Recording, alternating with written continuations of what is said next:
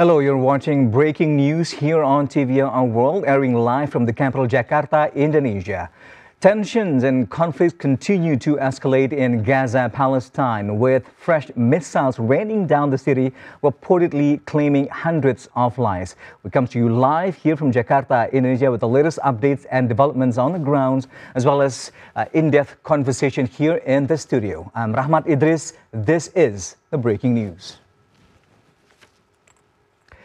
Explosions shook Gaza City in the early hours of Sunday as Israeli forces launched retaliatory strikes on the territory after a day of violence that saw hundreds killed.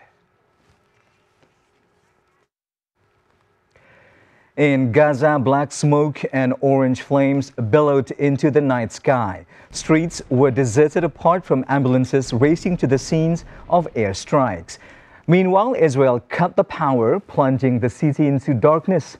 Palestinian group Hamas rampaged through Israeli towns on Saturday and escaping with hostages in the deadliest day of violence in Israel since Yom Kippur War 50 years ago.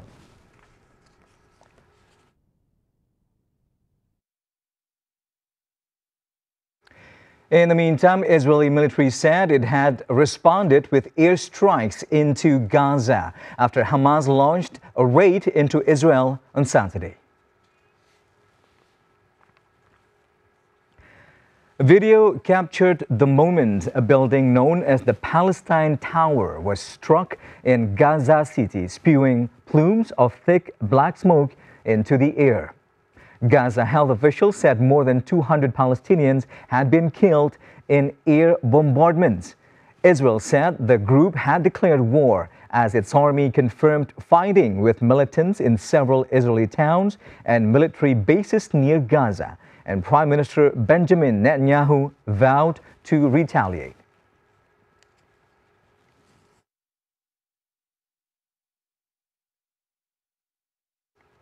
And still from Gaza City, Israeli airstrikes lit up the sky above Gaza City late on Saturday after Palestinian group Hamas took Israel by surprise with biggest attack in decades. The assault combined Hamas crossing the border with a heavy barrage of rockets fired from the Gaza Strip. Gaza health officials said more than 200 Palestinians had been killed in airstrikes as bombardments hit deep into Gaza City.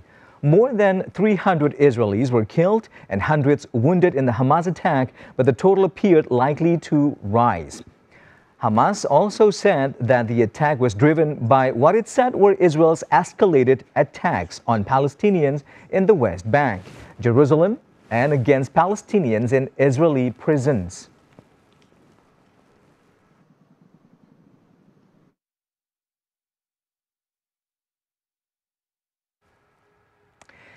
And on to the next report now. Clouds of black smoke and orange flames billowed in Gaza on Saturday into the evening sky after Hamas launched 150 rockets towards Israel's city of Tel Aviv.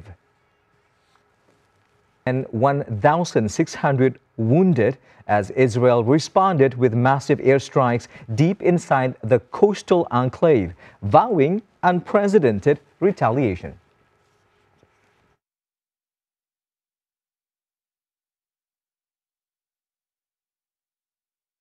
In the meantime, the Indonesian embassy in Amman, Jordan, confirmed as of this morning there is no Indonesian citizen among the casualties caused by the ongoing Israel and Palestine conflict.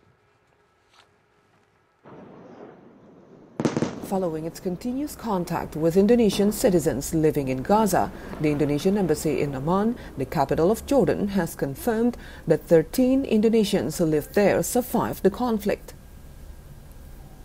In an official statement, the Indonesian embassy in Amman suggested that Indonesian citizens living in the conflicted area remain aware and avoid dangerous places. The embassy also gave travel warning for Indonesian citizens who wanted to visit Palestine, urging them to cancel their travel plan. An early Saturday morning attack on Israel by Hamas militants from Gaza border has left around 70 Israelis dead and hundreds of them wounded. Meanwhile, as of this morning, 200 Palestinians were killed and more than 1,600 Palestinians were wounded in Israel's retaliatory strikes.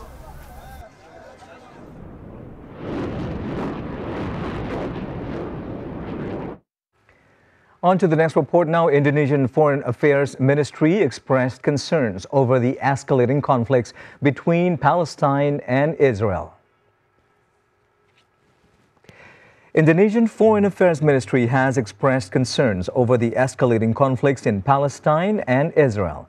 The ministry asked both parties to stop the acts of violence to prevent further casualties. The ministry also demanded that the root of conflicts in the region, which was Palestine's occupation by Israel, be resolved according to the standards agreed by the United Nations.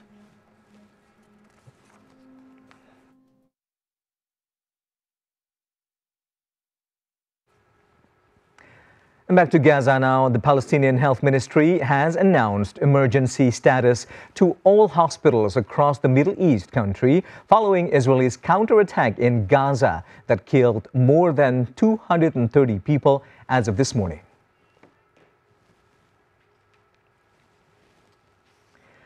Palestinian Health Minister Mai Al-Kaila announced emergency status to all hospitals across the country on Saturday.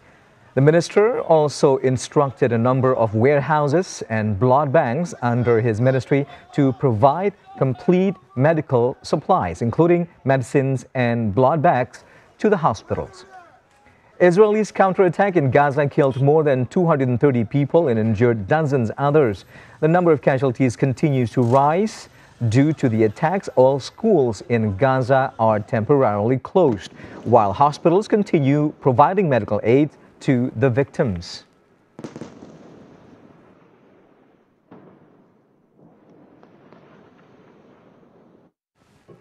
Palestinians carry the dead bodies of those who died in Israeli airstrikes in Gaza. Palestinians around Shifa Hospital in Gaza City carried bodies of those killed in Israeli airstrike taken out of hospital. Gaza health officials said more than 230 Palestinians have been killed in airstrikes as bombardments hit deep into Gaza City, sending clouds of black smoke spiraling into the sky. Hamas launched the biggest attack on Israel in years on Saturday. The attack marked an unprecedented infiltration into Israel by an unknown number of Hamas crossing from the Gaza Strip, and the heaviest blow for Israel in the conflict with Palestinians since the suicide bombings of the Second Intifada some 2 decades ago. Well, in the meantime, Israel's counterattack in Palestine has damaged Indonesian embassy's building, wrecked an ambulance car, and killed a volunteer.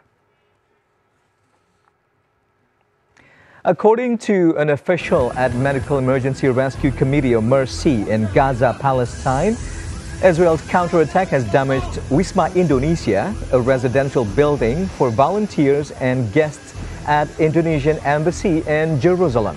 One of Israel's rockets hit an ambulance car, an operational car of MERCY that was parked outside of the Wisma Indonesia. The attack also took the life of Abu Romzi, a local volunteer who has worked for MERCY in Palestine since 2011. MERCY Indonesia felt sorry for the casualties on the medical side due to this attack. The organization supported the plea from the Health Ministry of Gaza to the international world to guarantee the safety and security of health workers and assets during escalating conflicts.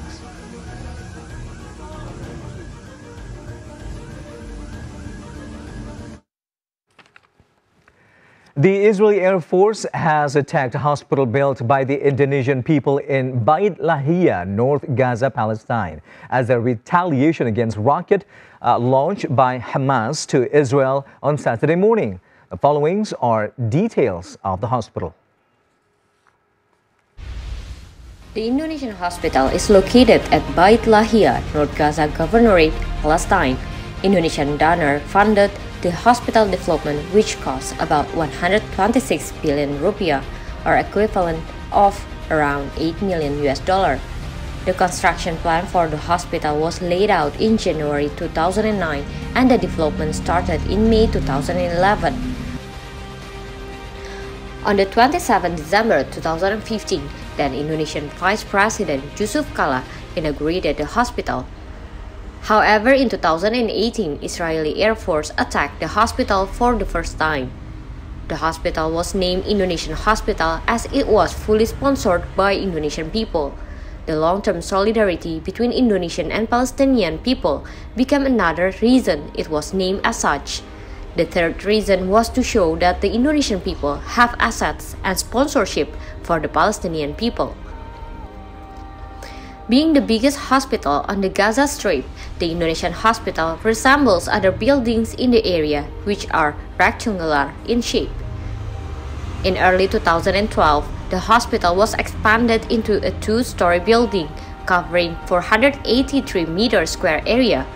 2 months later, in March 2012, the building added a third floor covering 500 meter square area, of which construction was completed in only 8 hours. Our breaking news will continue momentarily with the conversations with the representative of the Medical Emergency Rescue Committee, or MERCY. Stay with us.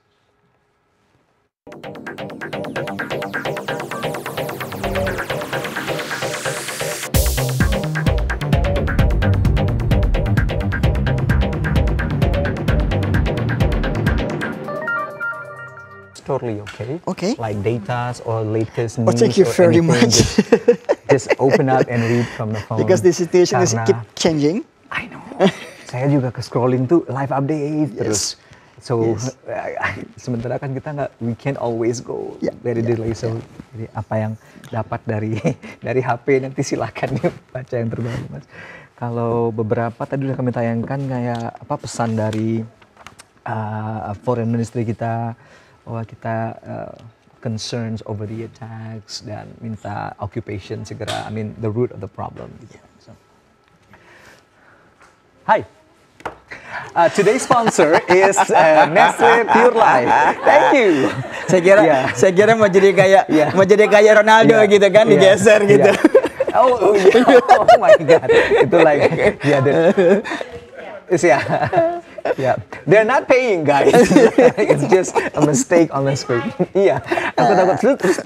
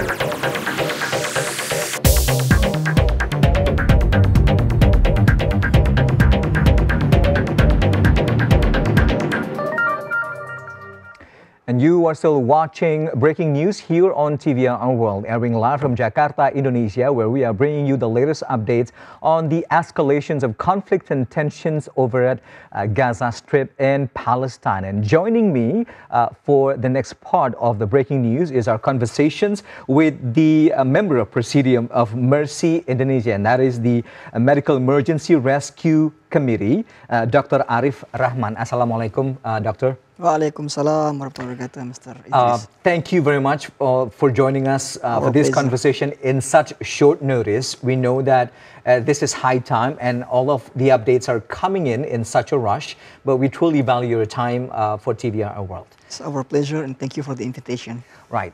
We've just received reports and we've aired it moments ago that we have a hospital, Indonesian hospital, over in Palestine, around Gaza. And the latest is that we've had one casualty, local staff. Have you heard the latest reports from your colleagues in Palestine on the latest developments on the ground? Yeah, the situation currently is very dire. So we still hasn't have any update from our volunteers since the communication network is shutting down, I believe. Lastly, they report that the electricity went up. And then the last incident that happened in front of our guest house, that our operational car were hit by a bomb.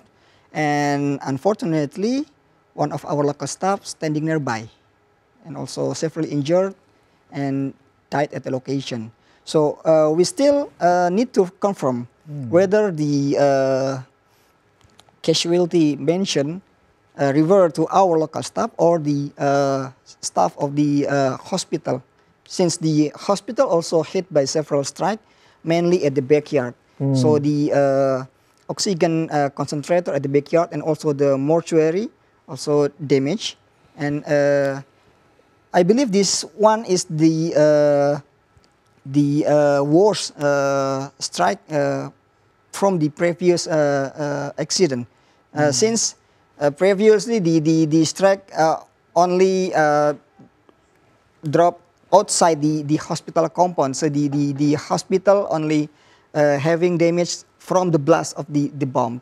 But now the hospital experiencing direct hit from the bomb. Right. Dr. Arif, walk us through the precise location of our hospital, the Indonesian hospital in Gaza. Is it downtown? Is it at the city center? Or is it somewhere nearby the compounds of Hamas group, which we believe targeted by the Israeli, but instead medical facilities such as our hospital was also hit. So where is it exactly in the map of Gaza or Palestine, the location of our hospital? Beit Lahia situated on the northern of Gaza. Yeah. The hospital located only about 5 kilometers from the border of the Israeli and the Gaza. Only 5 kilometers, only 5 kilometers from the border. So we can say that this hospital lies in the front line of the war. So that would be the easiest target, one of the first front lines, facilities and structures to get hit. Because it's so close to the border. Yes. But if we talk about the humanitarian international law, the medical personnel, hospital, ambulance should be protected from the war. So this is also unprecedented of the accident from the Israeli military to strike the hospital, the medical workers, and so on and so on. So why do you think the hospital was also included? We don't know if it's a collateral target or collateral damage from the initial strikes, but why do you think that the missiles attack from Israel had managed to damage medical centers? Because as you said, both parties have had the initial knowledge that no medical centers, no volunteers centers should be a target of attack. We don't know yet.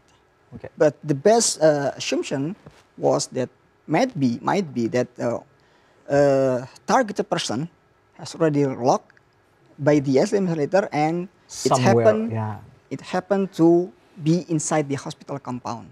Right. Let us in on the one casualties. We believe we've received reports that it is one of the local staff that we have over at the Indonesian hospital. So introduce us to this casualties and how long has he been with us at the hospital? We know him as Abu Ramzi. Since in Gaza and generally in the Middle East, we usually call but it's not by its true name, but it's we call alias or something. Yeah. Since his first son is Ramzi, so we call it Abu Ramzi. Okay. Abu Ramzi already joined us since the beginning of the project of the Hospital of Indonesia. So I believe it's since the 2012. Okay. And it's very long and very humble person, very caring person.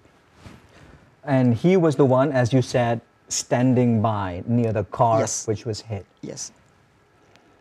Has he been evacuated, or where is he at the moment? After the direct hit at the car in front of the hospital, in front of the guest house, the other person directly evacuated him to the emergency because the guest house is inside the hospital compound. Right. We have another report coming in, Dr. Arif, before we continue on with our conversation. The Israeli Air Force has attacked a hospital built by the Indonesian people in Beit Lahia, North Gaza, Palestine, as a retaliation against rockets launched by Hamas to Israel on Saturday morning. The followings are the details of the hospital. Take a look. The Indonesian hospital is located at Beit Lahia, North Gaza Governorate, Palestine. Indonesian donor funded the hospital development, which cost about 126 billion rupiah, or equivalent of around $8 million. The construction plan for the hospital was laid out in January 2009, and the development started in May 2011. On the 27th December 2015, then Indonesian Vice President Yusuf Kala inaugurated the hospital. However, in 2018, Israeli Air Force attacked the hospital for the first time. The hospital was named Indonesian Hospital as it was fully sponsored by Indonesian people. The long-term solidarity between Indonesian and Palestinian people became another reason it was named as such. The third reason was to show that the Indonesian people have assets and sponsorship for the Palestinian people. Being the biggest hospital on the Gaza Strip, the Indonesian hospital resembles other buildings in the area, which are rectangular in shape. In early 2012, the hospital was expanded into a two-story building covering 483 meters square area. 2 months later, in March 2012, the building added a third floor covering 500 meters square area, of which construction was completed in only 8 hours.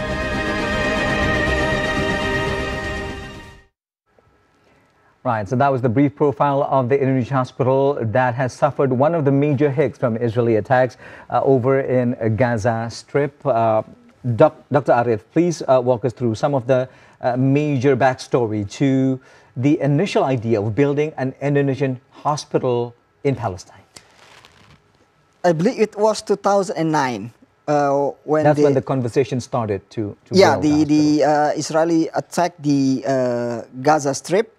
After the 2007, the military walked away from the Gaza Strip and the Gaza became locked down. And since then, there's no aid come from outside of Gaza. And after the strike in 2009, all the international humanitarian organization speak that they need to go inside to Gaza to help the victims. And among the humanitarian organization, also Mercy Indonesia, have the opportunity to enter the Gaza. And after several discussion with the Ministry of Health, from the hospital, and the most important thing is the donation from the Indonesia, And then we focus our program to build the hospital. And the hospital later on named by the Hospital Indonesia. Yeah, and you yourself was there in person to witness the initial conversations and how it evolved into the establishments of the hospital. So how was it like being there at that particular time? I was there about 4 months, sightseeing the land. Right, and that was in the year 2009. 2009. 2009, between the January and May. Okay, looking for the location and learning the health system, so we can propose what is exactly the most suitable hospital to be built inside Gaza. And the later Dr. Jose Rizal journalist, he directly said to us that the hospital should be located at the northern of Gaza, since that area is the front of the war, and also in need the most of medical assistance. Yeah. That particular area, Yeah. because it's pretty close to the border, as you mentioned, 5 kilometers from the border. That is very risky. Right? Yeah, and the other things is from the health system, with the population nearly at the time nearly 600,000 people. There's only one hospital with 75 beds.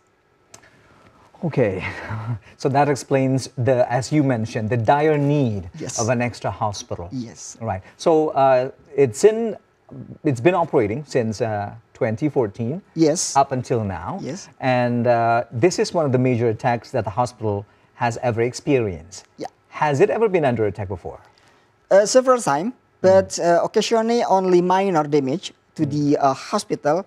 Something like broken windows and then broken ceiling, but nothing major happens. But now, where the oxygen concentrator and mortuary severely damaged, and also the emergency, we cannot imagine how this condition will affect the whole situation of the health system in Gaza. Yeah, well, that brings me to my next question to you, Doctor, because you mentioned the front part, we had the car park was hit by a missile, and then the backyard where the reserve of oxygen and also the mortuary is located.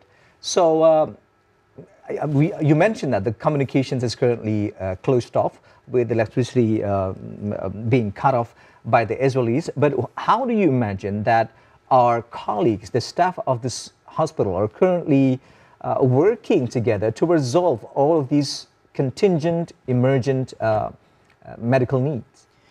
Well, for the medical situation, it's a responsibility of the Minister of Health. They are already calling for the international cooperation of the Palestine. They are already calling for the international cooperation. But something that we cannot let's say that the minister already called for help, but the main issue for the Palestine, the Gaza, is the borders. Okay. We cannot send medical aid. We cannot send medical team as easy inside the Gaza like the other, let's say, disaster affected area. That's the biggest problem if we're talking about Gaza. As far as you know, at this point in time, Dr. Arif, do you think that hospital is still in operation, considering the emergency room is damaged, the oxygen reserve in the backyard is damaged, including the mortuary? What is the extent of the possibility of the hospital to still be in operation at the moment? They have to. They have to. I mean, we have no other choice. The only other hospital only have 75 beds, as you mentioned. Yeah, they have to, but maybe several functions will be reduced, and many of the injured patients, especially the severe damage, will be referred to the Shifa hospital at the capital. At the capital. But with all the limitations and all the risks, I should mention, because Benjamin Netanyahu of Israel has said that it is currently an open war. It is at war with Israel, meaning that we can only expect escalation of missiles coming in from Israel. With all of these risks, particularly being 5 kilometers away from the border, how do you measure the level of safety for all the patients and, most importantly, our local and Indonesian staff at the hospital? The situation inside the Gaza is, I think, is very, very bad. But other than that, there's belief in the people of Gaza that the bullet already has its own name. So they are strictly to that. Okay. So if your name is not at the bullet, you will be safe. Okay. And for the medical workers, they also think like that. Right. So they have to do their job as a medical worker, as a doctor and nurse, and other profession inside the hospital, since they are helping their own brother, their own sister, their family. Yeah. The Gaza is very small, and the whole population is the biggest family for them. Yeah. The big family for them. So they have their own. That's the spirit in Gaza. Right. So it's safe to say that everyone is now relying on the strength of faith. They know precisely the risks, and as you mentioned earlier, they've never experienced a major attack like this. Each and every one of them knows exactly the risks that they are rather than facing. Die for nothing. They are pride. They are pride for when they are died in the action. Right. That is heartwarming to hear, Doctor. So how many local staff, meaning that Palestinian staff and Indonesian staff, do we have at this hospital? Nowadays we have 3 volunteers and 2 local staff. Two local staffs. 2 local staff, including Abu Ramzi, who passed away. Yes. And the others are all Indonesian. Others Indonesian. How many? How many 3 again? volunteers. 3 Indonesian volunteers managing the entire hospital. Not managing the hospital already handed down to the authorities since 2016. Okay. So the volunteer working as a proxy between Jakarta and Palestine. So whenever we have project and all inside the Gaza, they will serve as the representative of Indonesia inside the Gaza. But for the hospital, it already managed by the Ministry of the Health in Gaza. Right. So for lack of better words, these local staff, the 2 of them, as you mentioned, they bridge and establish communications between Jakarta and Gaza and Palestine? Yes, for sort of something like that. Okay. So 3 of our Indonesian residents are still there working. The latest report that we have saying that there is no, as of this morning, there is no Indonesian casualties. But what do we do with them since the tension is escalating, the conflict is escalating, their lives is threatened on a major level, and we cannot establish communication since it's cut off. So are we planning to, in a way, bring them home, or what's the next step here?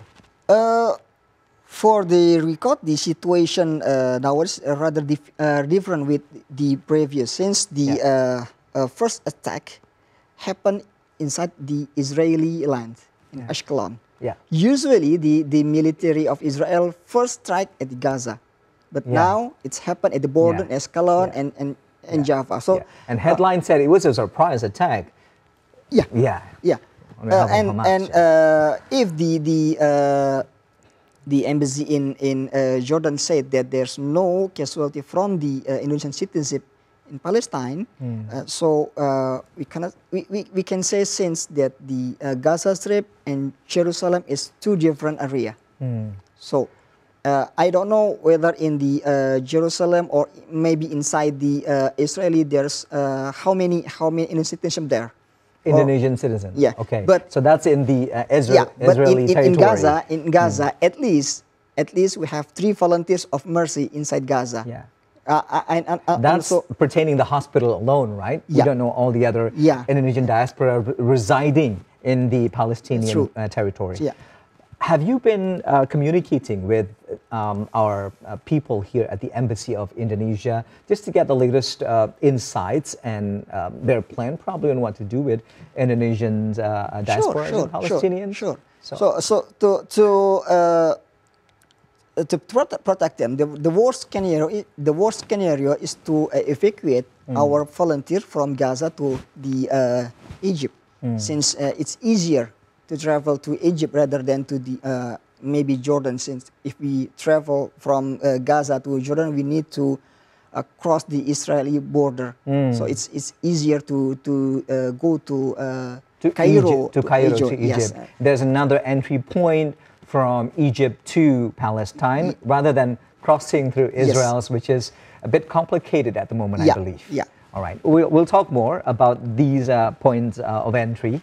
Dr. Arif, we had another report coming in.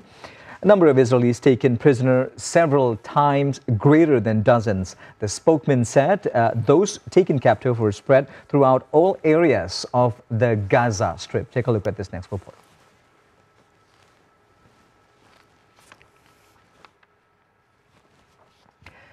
The total number of Israelis captured by Hamas in a surprise attack on Israeli towns on Saturday was several times greater than dozens. A spokesperson for the armed wings of Hamas said, and a recording aired shortly after midnight on Sunday. The spokesman said those taken captive were spread throughout all areas of the Gaza Strip.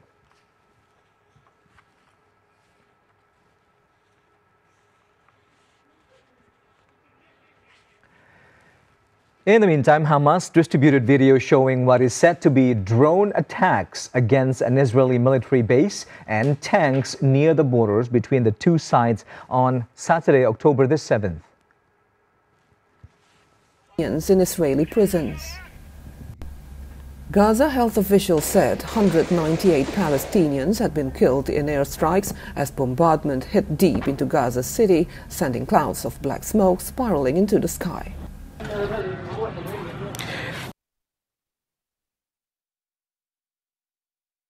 We are back with the member of Presidium of Mercy Indonesia, Dr. Arif Rahman, for our conversations on the latest updates. Dr. Arif, you mentioned that you first stepped into the Palestinian territory in 2009. And now with escalating conflicts and tensions over the region, on behalf of Mercy Indonesia, is there a plan to return? Before this incident, we already planned to build the third phase of the Indonesian hospital.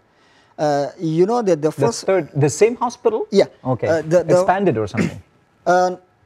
Yes, short like that. The first phase is the first phase is to build a hospital, and the second is to add in some floor. So the first phase is one basement and 2 levels, and the second to add more floors, added two floors. So it's enlarged the capacity from the 110 beds into 220 beds. So it's double capacity of beds. Right. And after the last review with the Ministry of Health, we decide to separate the outpatient clinic from the inpatient clinic. You know, the whole compound serving as the emergency clinics and inpatient. But during the crisis, when the victim flooded the emergency, the service for the outpatient became blocked.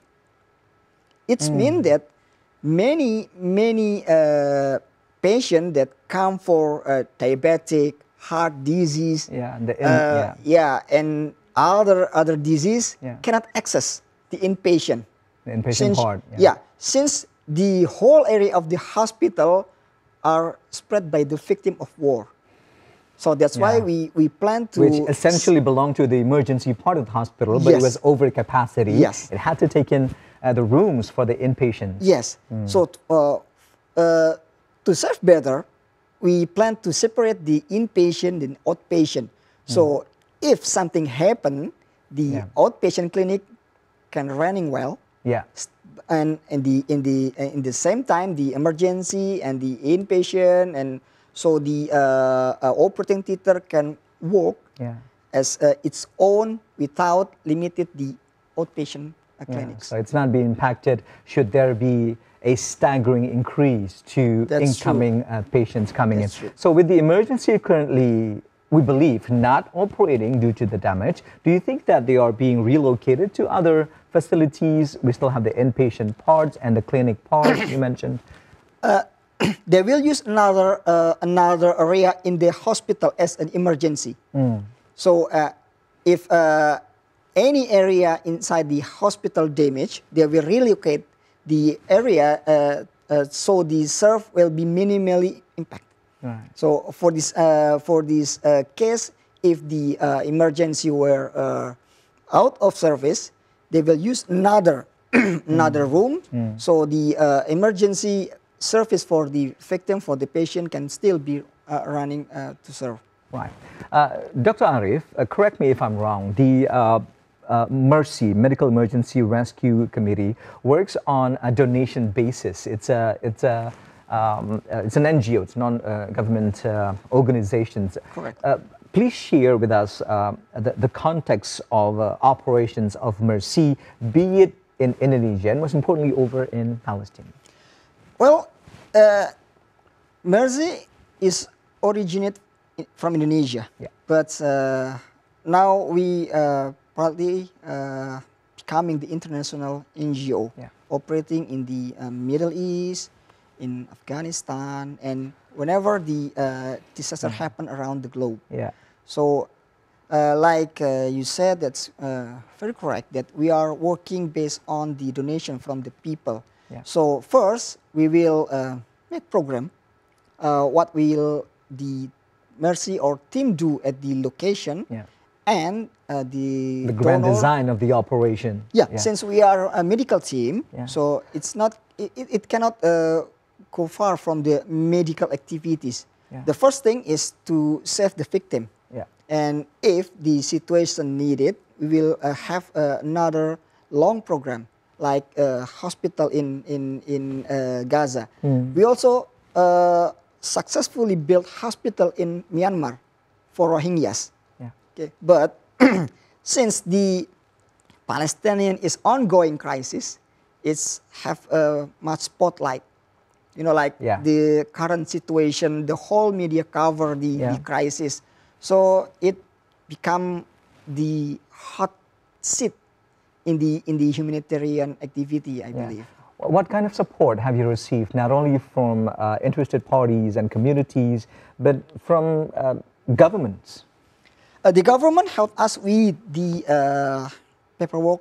Facilitating. To facilitate like government-to-government relations. That's true. For example, in Gaza, since the Palestinian is under the Jordan, but if we reach the Gaza through Jordan, we have to cross the Israeli borders. Meaning the first landing, the first arrival will be in Jordan, and then you cross through the border of Jordan to Palestine, or? And for that we have to go to Singapore, to the embassy of Israel, asking for visa. If you go through Jordan, yeah, that's right. So the easy ways is go through the Egypt. We go to the embassy of Egypt. We request the visa to enter Gaza, and then we travel to Egypt, and by land we come along until to Rafah, and we enter Gaza Strip. So either we request for Israeli visa or Jordan visa as the first entry point. For Muslim, it's easy. It's more comfortable to go from the Egypt. Okay, so is it not only more comfortable but safer, Doctor? More comfortable. More comfortable. Yeah, so safer is compromise, I think, but more comfortable, since this visa, this passport is not only used to enter Gaza, but many of our volunteers have other activity. They are medical professional. They are a businessman. So I cannot imagine that in their passport or this time by the Israeli. Right. I mean, you yourself. I mean, I read an article saying that you are actually a doctor of radiology or something, and you're taking a doctoral degree on that. So, why the passion on Palestine and to devote your time and your energy from this? Dr. Arif? Many people thinks that the work in the emergency belong to the surgeon, the intensivist, or maybe internist. Yeah, but because it's a war-ravaged area. Yeah. Most cases are about surgery and things of the sort. But for my experience, since I'm not working at the operation theater, I'm not working at the emergency, I have more time to back up the team. So rather than 100% working for the patient, I'm taking care of the team. Right. So let the surgeon manage do the and surgery. Organize and supervise them. Yeah. Okay. You mentioned briefly that we've built hospital in Myanmar. You've also worked in Afghanistan. And just making headlines an hour ago, the Taliban said under the Afghanistan government that over 2,000 people have died from the recent earthquake in Afghanistan. Any plan on that? The first thing when we send the medical team is whether the country requests for help. Okay, so there is a procedure before a team is being sent to help. That's true. That's true. So if the country sending the SOS, and usually for the SOS they already enlist the need, what kind of medical team they needed, what kind of expertise they needed. If it suits with Mercy team, we will send the team. Right. Like the latest, the earthquake in Turkey. At the first time, they opened the opportunity for any kind of medical team. Assistance from all around the globe, but the request comes first. Yeah, and after that, after the health system already established again, they limited the medical team with the standard of emergency medical team according to the WHO. Right, because it's not only, I mean, concerning the fact that you mentioned the major earthquake in Turkey, but also earthquake in Morocco, which was a major tremor to the country, and now just a couple of hours ago, the latest on Afghanistan. So we've been bombarded by all of these natural disasters around the globe. And on to the Palestine conflicts and escalations again, Dr. Arif, should the conflict reach its boiling point? I mentioned that Netanyahu has said it's going to be open war. We are at war at the moment. So we can only, I mean, knock on wood, it's not going to happen. But should it happen, the boiling point is there. What's the backup plan here?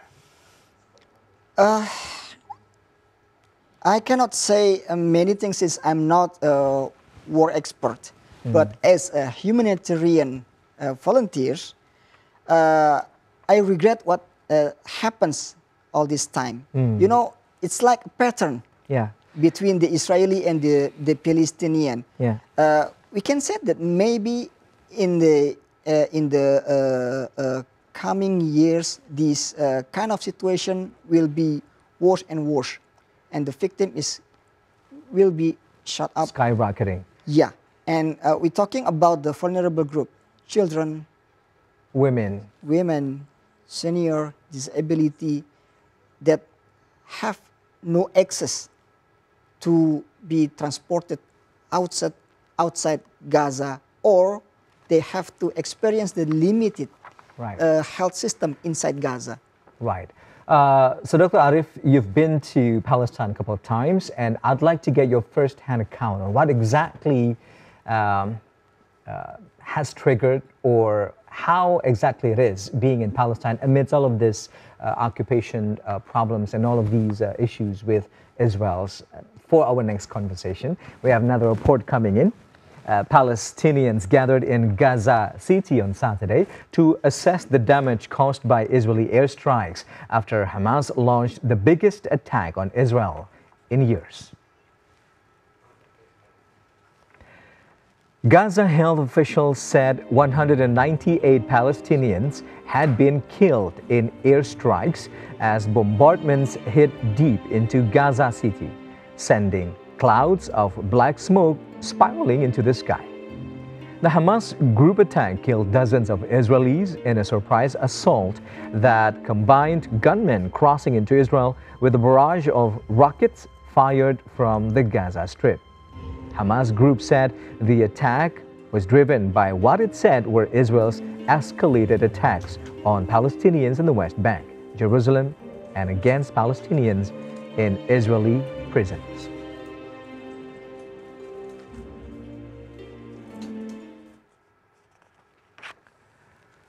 In the meantime, Palestinian families in different areas in Gaza started fleeing their homes on Saturday morning, started fleeing their homes on Saturday morning in fear of Israeli retaliation after the massive attack on Israel launched from the Strip.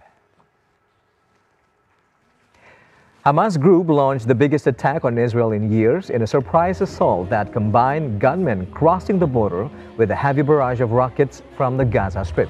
A warning siren sounded across southern and central Israel, including in Jerusalem. Israel's military said it was on a war footing.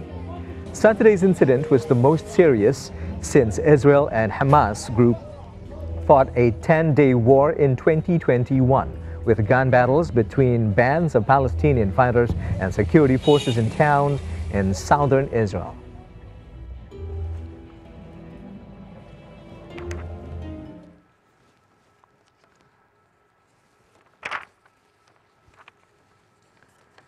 And on to the next report now. The United Nations High Commissioner for Human Rights called on Saturday for an immediate halt to violence in Gaza and Israel after Hamas launched its biggest attack on Israel in years. UN High Commissioner for Human Rights Volker Turk said he was shocked by reports that hundreds of rockets had been fired towards Israel on Saturday. Ambulance service said at least 40 Israelis were killed and hundreds wounded in the attack, but the total appeared likely to rise. Gaza health officials said 198 Palestinians had been killed in airstrikes as bombardments hit deep into Gaza City, sending clouds of black smoke spiraling into the sky.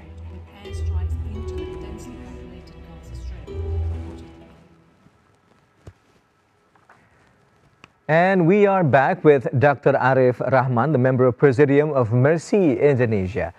So, Dr. Arif, now that we've seen all of the current establishments and developments in Gaza, and you've been disconnected, for lack of a better word, with your colleagues in Palestine, how do we expect, when do we expect to be able to communicate with them again? Is it not through, I don't know, landlines or internet and other means of communication? We try to contact our network through the foreign affairs, from the Ministry of Health, from the hospital management itself. And when was this? Today. Today.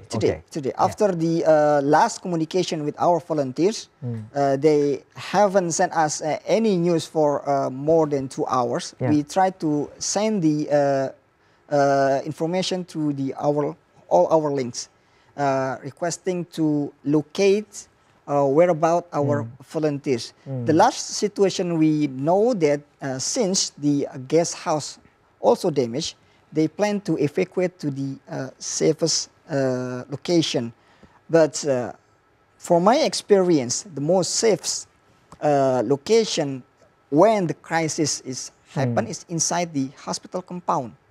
But unfortunately, in this time, this hospital has become the target of the attack from the military. So we can say that there is no safe location again in Gaza. Right. So wherever you go, you might never know what will happen to you. Right. From that standpoint, Dr. Arif, from your last communications with your colleague over in Palestine, is there any hint that they expressed that they want to go home?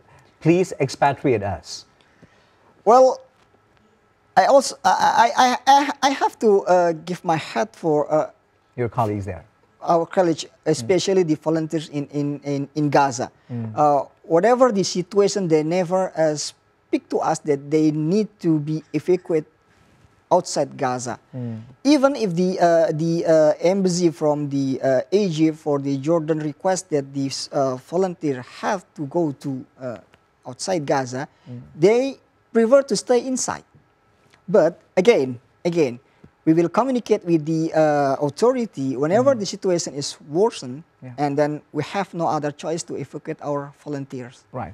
Just my last question to you, Dr. Arif. You were there in Palestine as well. Give us a sense or an illustration of what it is like being in Palestine amidst all of these occupation problems for years between Israelis and Palestinians.